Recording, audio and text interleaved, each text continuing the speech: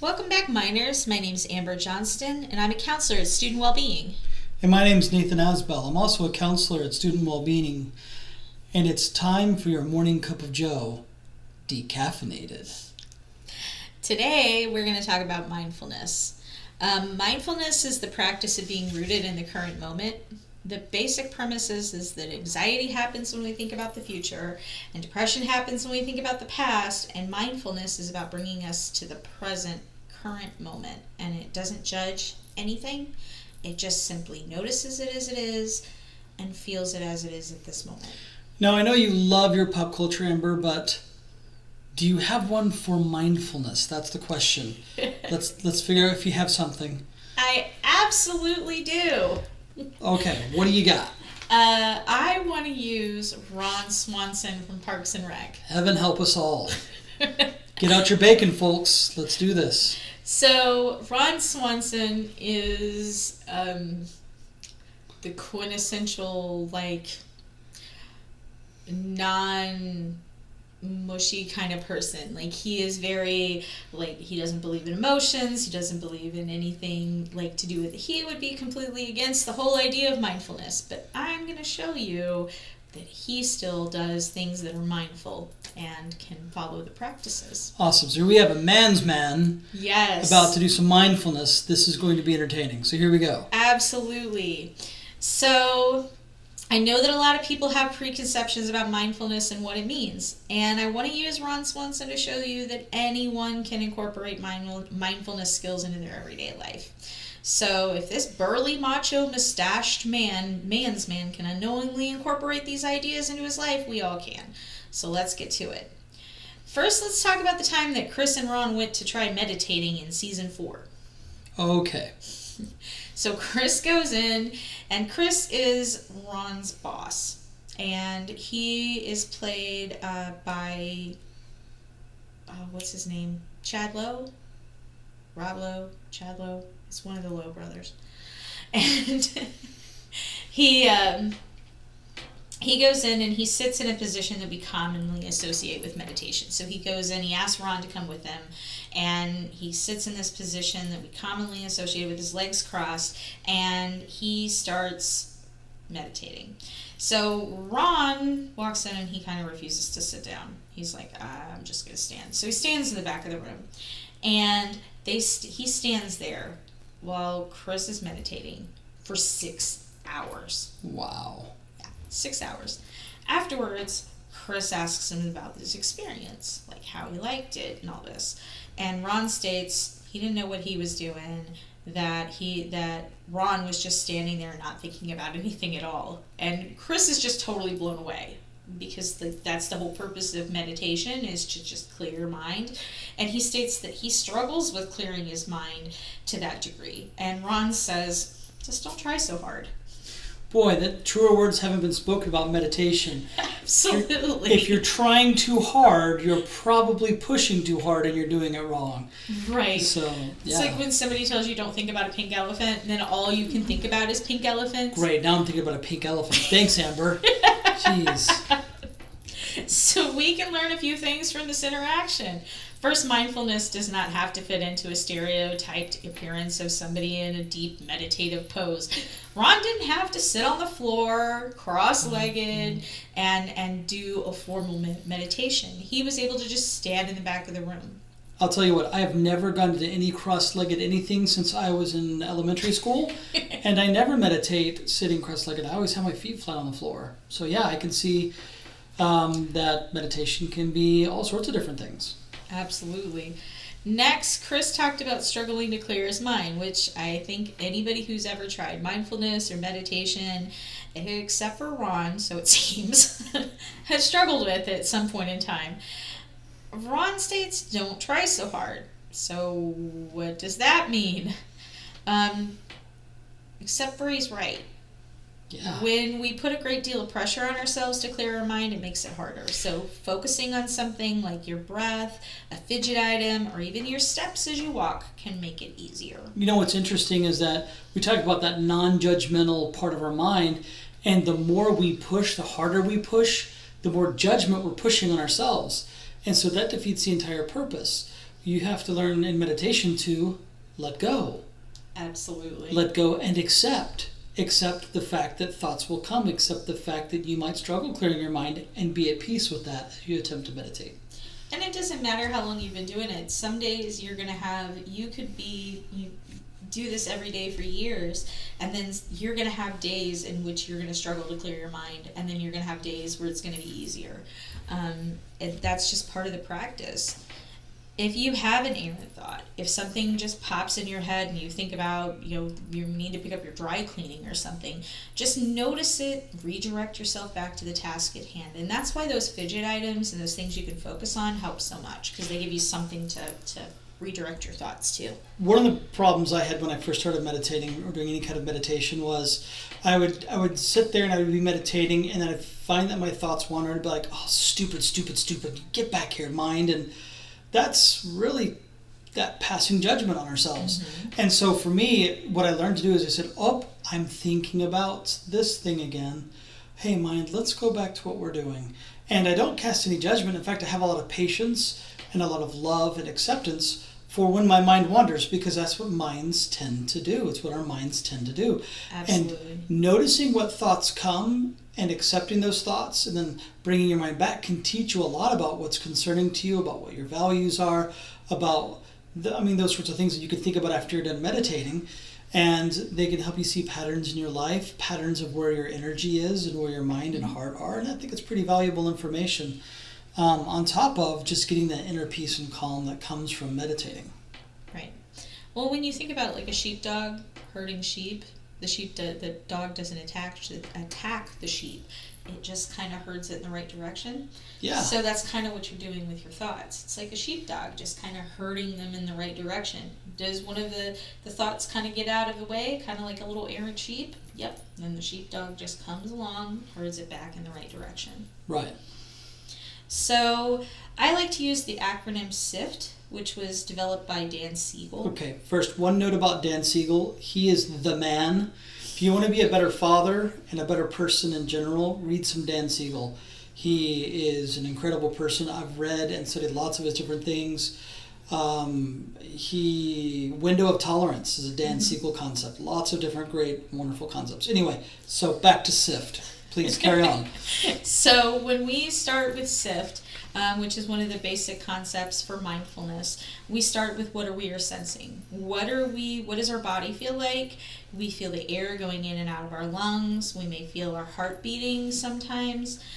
Notice if you have any pains. Don't judge them. Don't be like, oh, my stupid knee is hurting today. Just notice it. Okay, my knee is feeling a little sore. And just feel the sensations of your body as it is right now in this moment. And I think that there goes that non-judgmental part again. Just sensing, just noticing, not putting any judgment on it, just noticing that it's there. So next, we use images. And this is the part where we can kind of use some of those imagery mindfulness techniques, like Safe Place is one that uses it. There's some in which you imagine things, like I like to use the one where you imagine the number 100 and then count down from 100 down to 0 is a technique to help people fall asleep. Mm-hmm. So there's a few of those out there. This is where those live, is in the images part. So sometimes we've got like an earworm, or I got a song that's kind of going in our head. Don't judge it, just notice it. Okay, have a song recurring in my head, or maybe I've got an image or a smell that I'm smelling right now because of a thought or a thought process. So the next time I hear a Taylor Swift song and it gets stuck in my head, as they always do, don't judge it, just go with it. Absolutely. Okay. Unless it's Nickelback. Okay. Then we can judge Nickelback. No, okay. So the S is for sensing, I is for images and SIFT. What's the F for? F is for feelings. That's us noticing what we're feeling. Those are our emotions right now. How often in a day, other than those of us in the therapy profession, do we stop and ask ourselves, emotionally, what am I feeling right now? Even as a therapist, sometimes I find myself like, I should really stop and ask myself that question, because I forget. to check in with my own feelings. Mm-hmm. And so don't feel like that it's just something that not everybody struggles with, because we all do. Mm-hmm. And we become more keenly aware of that struggle as therapists, that we also sometimes have to stop and say, wait a minute. Absolutely. What am I feeling here? This is weird, right? This is different. Why am I feeling this way? What's going on? Well, and we should explore it too, because immediately, let's say you tap in and you say, I'm feeling angry right now. Okay, well, anger is a secondary emotion. What's underlying that anger? Typically, when we tap into our feelings, we're not feeling just one thing, because most of the time, the first feeling we feel, especially as college students or people who work a lot, is tired. And so then we have to kind of get underneath it. So what's underneath that? Is that overwhelm? Is that a little bit of burnout going in there? Am I feeling sorrowful? Am I feeling disappointed? Am I feeling empty and depressed? Right, and kind of dig into those feelings a little bit, and kind of, because we generally put those big overriding things on top. I feel bad. I feel angry. And we put these big overriding arches. And this part, the F part, encourages you to dig down into what exactly you are feeling. Right. And sometimes if we don't have the label for what we're feeling, having an emotions wheel can help with that. And so you can find them online, emotions wheel, they have tons of different emotions. They have the big overarching ones. And the further you go in, the more that you get out of it in terms of just volume of being able to label emotions. And I think it's pretty valuable, because sometimes I have difficulties. I'm like, yes, it's this one. And I'm so glad I have my feelings wheel out, because I'm able to label them. Well, and for some people that I worked with, I've encouraged them to try to find a color. Like, if they can't identify what the emotion that they're feeling is, to try to identify it with a color. Because maybe they don't have a word associated with it, but the color will give it a little bit more depth and meaning, and then they can use that to help identify it. Right. All right, so we have sensations, images, feelings. What's the T for? T is thoughts. So, we're trying to clear our mind, and we're using our little sheepdog and trying to get our little sheep into the right focus item. But we're going to have those little errant sheep. And so we want to notice those sheep and figure out what those little errant thoughts are. And we don't want to judge them. So if I keep having thoughts about picking up my dry cleaning over and over again, and they keep distracting me, I want to make note of that, so that when I'm done going through this process, I can go back and examine that and say, okay, I seem to be having all of these thoughts about my dry cleaning. I must be really worried about getting that picked up. I must be feeling some anxiety about it. Mm-hmm. And what about that is causing me to feel anxious? And then to me, an important part of that is, okay, now what am I going to do about that? Absolutely. Taking that value-centered action.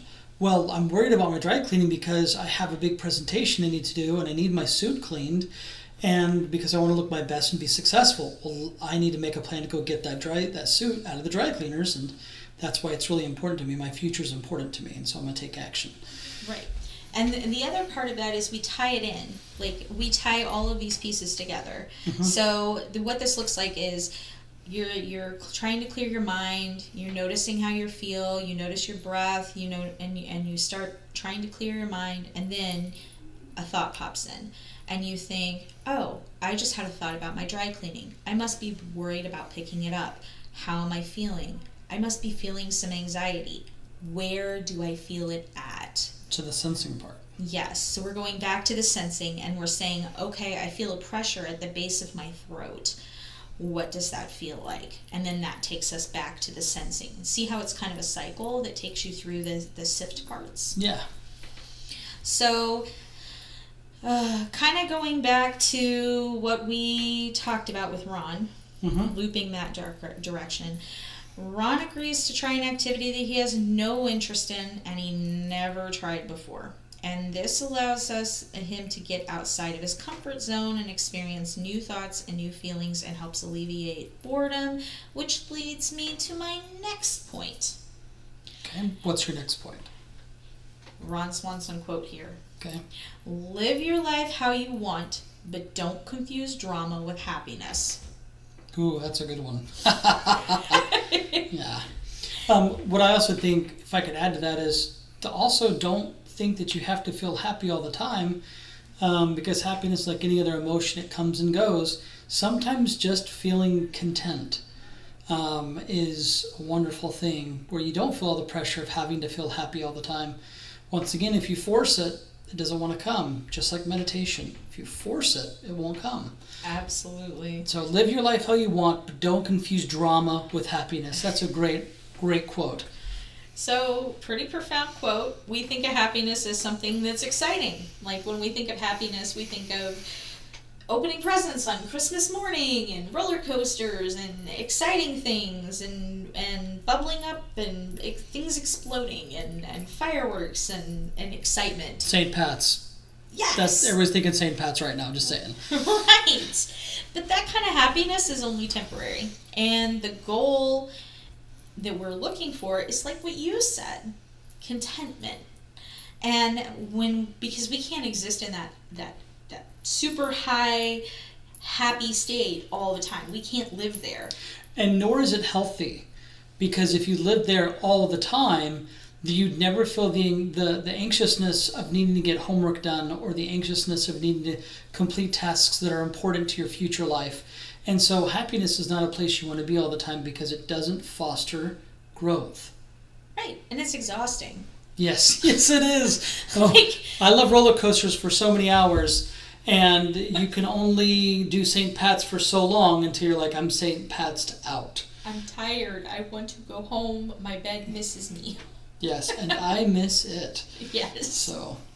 So when we think we're young, we think we'll find happiness in doing more, in endless distraction. And what we end up doing is distracting ourselves with other people's drama. Gossip, tabloids, that kind of thing. And because if we're watching someone else be miserable, we don't have to notice that we're not feeling happy ourselves. yeah, it's like gossip and those drama sorts of things, like eating McDonald's. It might taste good for them when you put that hot, salty French fry in your mouth, but 10 minutes later you're going to regret it. Do you know what I mean? It's like, it's not going to feel good, if you're eating McDonald's all the time. It's not good. It's just going to make you fat, make you tired, make you not feel good. I like that. Emotional McDonald's. Emotional McDonald's. Yes. That's got to be a new phrase we use on here. Ba-da-ba-ba-ba. I'm hating it, right? So it's right. terrible. It's emotional McDonald's. Emotional McDonald's. So drama becomes a bother and a distraction and a source of entertainment. So this kind of goes in hand with the basic idea of mindfulness. Distraction is the opposite of being mindful. And mindful is the observing of our thoughts and our feelings in our own body. But when we're focused on other people's business and other people's stuff, are we really focused on our own body and our own thoughts? No. No, we're focused absolutely. on their bodies and the things that are coming out of their mouths, and so yeah. Right. And we do a lot of things to distract ourselves. We get involved in drama, we get involved in alcohol, drugs, we can even abuse food or sex as methods of distraction. And that's what they do. They numb us to what we're really feeling and what's really going on, and then we're not doing any of the things to improve our mental health. We're seeking to alleviate pain, physical or emotional pain, through distraction. But as Ron said, drama is not happiness. So what happens is we get a temporary rush of feel-good hormones, and then when the rush is gone, we're back to feeling the pain, only now it feels worse. Right. And mindfulness supports calmness and contentment over excitement and drama. Right. So another Ron Swanson quote: give 100%, 110% is impossible. Only idiots recommend that. That's true. You can only give what you can give, and expecting yourself to give more than you're capable is foolishness. Absolutely. Yes, this quote is hilarious. But at its heart, it's telling us that we can only do what we can do. Yeah. When we say we're giving 110%, it means we're working at over capacity. We're pouring from an empty cup, and we're giving more of ourselves than we can comfortably. And this is unhealthy, and it can cause an increase in our stress. And mindfulness teaches us to be honest and non-judgmental about our strengths, our weaknesses, and our abilities. So go ahead and do your best, but don't take on more than you can handle. You know, it's really funny. I was helping my daughter pack for a canoe trip. They're going to do a float trip for 3 days, and it was about midnight, and she starts having these meltdowns. And I'm like, you need to go to bed. I can't. I have to finish packing. Then get a good night's sleep, get up a little bit earlier, and finish packing, because you'll be a lot more effective when you can give 100% instead of trying to give 110% now, pouring from an empty cup. Go to bed, get a good night's sleep. You'll be able to do a lot better tomorrow. Right. And how many people do you know that they get so overwhelmed, they cut out all their self-care, and they're focused on studying 20 hours a day, barely sleeping, and then they end up doing poorly on the test because they can't focus, because they're so stressed out, because they push themselves beyond capacity. Right. So what are some ways we can incorporate this acceptance and non-judgment into our lives and our work towards being more peaceful? We can use mindfulness techniques, we've touched on that a little bit. The Sanvelo app, which is free for all S&T students, can provide several mindfulness exercises. There's a bunch everywhere from like really short ones all the way to longer ones. And it's great. It's a great way. You can also look up there's some on YouTube that you can look at that have various techniques and music, and some have not music, different sounds. Another thing we can do is identify what we're thinking and feeling without judgment. If you feel angry, ask yourself why you feel angry. If you feel frustrated, don't get frustrated because you're feeling angry. Sometimes just recognizing what we're feeling and validating our own feelings can help decrease the intensity of it quite a bit. And this goes for physical pain too, to some degree. Some practitioners have even used mindfulness and meditation in managing chronic pain, although you should always do so under a doctor's care to make sure you're not ignoring something that could deteriorate or get worse. Yeah, that makes sense. And another way we can incorporate it is using tools like Play-Doh, mindfully eating a piece of candy, using the SIF concepts like I talked about earlier while eating a piece of candy, or just using them in general, coloring, things like that. And above all, like what Ron said, don't try so hard. I want to interject real quick here and just make a comment, because I know some people hear the word meditation and thinking, okay, like I'm going to sit cross-legged like Chris and go for a while, and you know, let's be super honest. If you are Christian or Muslim and you pray, absolutely. I don't know about you guys, but sometimes when people pray, their mind wanders. Mm-hmm. And I'm praying, I got to bring it back, and then they continue their conversation with their God. That's a form of meditation. Sometimes we find ourselves meditating like Ron Swanson, standing up and just emptying his mind, and we don't even realize we're doing it. Mm-hmm. So maybe being a bit more observant as when you enter that meditative state, maybe that will be helpful for you, and to think about times and places where you can meditate. You could meditate right before class for just 1 minute, 30 seconds, 5 seconds. It doesn't have to be 20 minutes, or certainly doesn't have to be 6 hours like Chris was doing. You could meditate in 2 or 3 seconds. You could meditate in a meeting. If you're like some guys, you can meditate while using the bathroom, sitting there for a few minutes and putting your phone away and just meditate for a moment. There's all sorts of opportunities there for you to meditate. The idea of meditation shouldn't be so rigid. It's a very open concept, and I know, Amber, you're a big proponent of that flexibility. Yes. And, absolutely. And we've talked about meditation on this level before, and it's been very enlightening to talk about different faith traditions and how they meditate. And so I think that's been very valuable. One of the things that I love to tell people, and one of the things I do myself, is that you can incorporate mindfulness skills into everyday activities, especially things that are mindless and like things you don't have to think about and are repetitive, like folding laundry. Why do you think men like fishing? Absolutely. Fishing can totally be a mindfulness exercise. Yeah. But folding laundry, doing dishes, like if you're doing dishes, focus on how the bubbles feel when they pop on the back of your hand. Focus on the colors of all the different bubbles. Feel the water, the warmth of it. Like, what does it sound like? Go through those SIFT activities while doing these repetitive tasks. Feel how the lure feels in the water. Mm-hmm. If you're using like a crankbait, you can feel the vibrations and the jiggle of your bait. or using a swim bait or something. You can be mindful of all those things. That's absolutely mindfulness.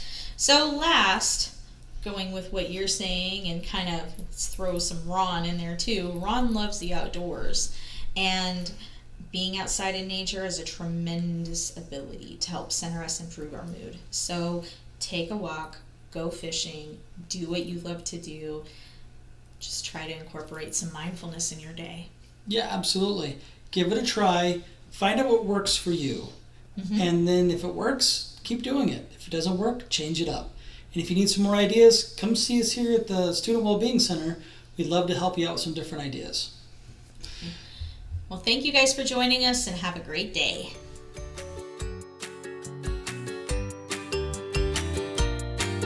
For more information about mental health and wellness, contact Student Wellbeing at 204 Norwood Hall. And you can also give us a call at 573-341-4211. The song Happy Days is brought to us by music from www.free-stock-music.com. You can also add and follow us on Instagram, Twitter, and Facebook using our handle @S&T Wellbeing.